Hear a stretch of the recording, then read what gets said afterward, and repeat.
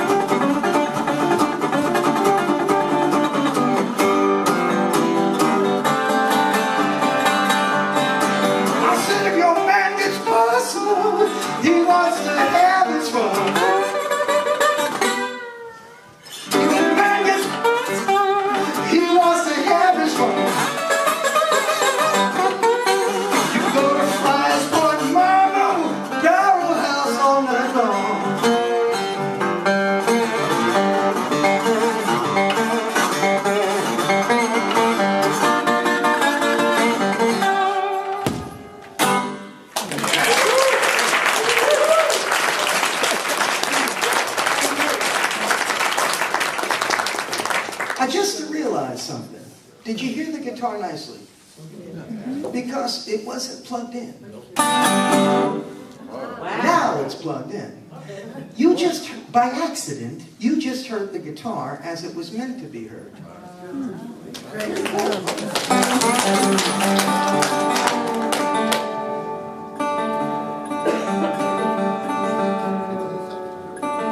So I was playing Port Washington years ago, a library.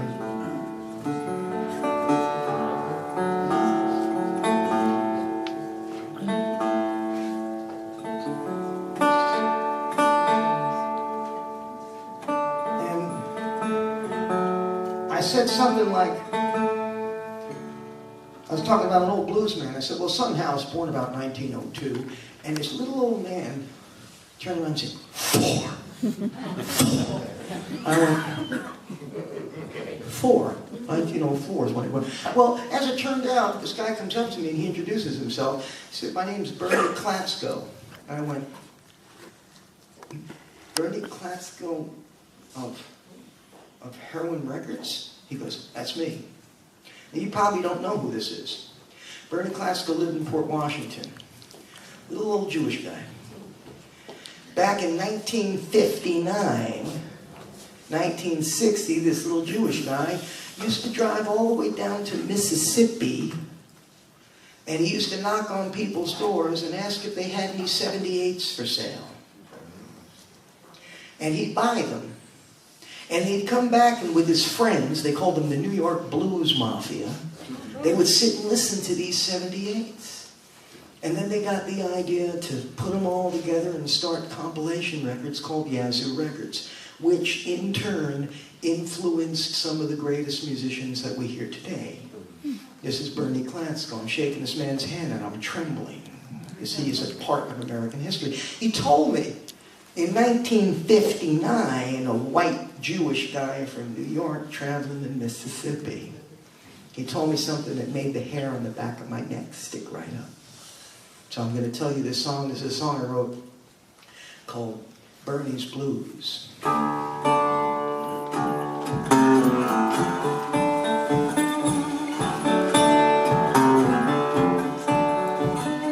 out of New York under a gray, dirty sky. Bernie's Ford was moving slow as he crossed the Jersey line. He had guts and he had a goal.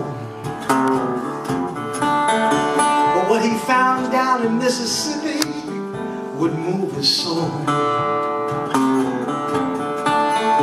You see, Bernie was a collector of those old 78s. Southern blues, jazz, and gospel would fill his trophy case, and in the middle of the heat of the day, he'd walk around from shack to shack, looking for all those old records as the sweat was pouring off his back. Bernie's world was about to change in ways he'd never understand. He was about to see what it was like when you rip the soul from a man.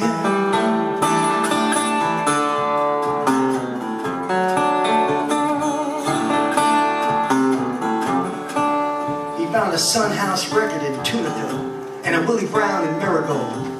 Melodies long forgotten, their stories yet untold. Each song was a treasure, an uncovered work of art.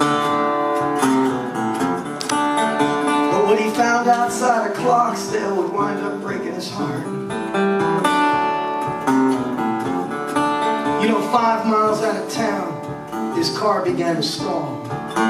He pulls over to the side. You know, back then there was nobody to call. A sheriff pulled up behind him.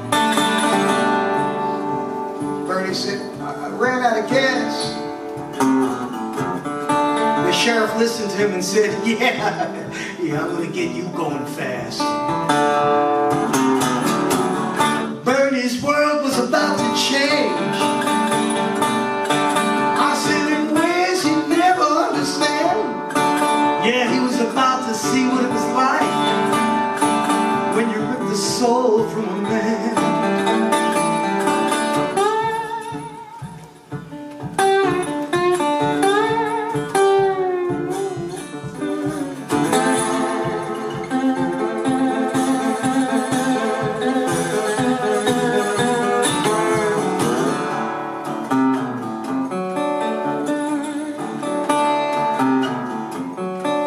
Came this old pickup truck driven by an old black man. The sheriff waved him down, holding up his big white hand. He said, hey, this man needs help, boy. And the sheriff held up a hose.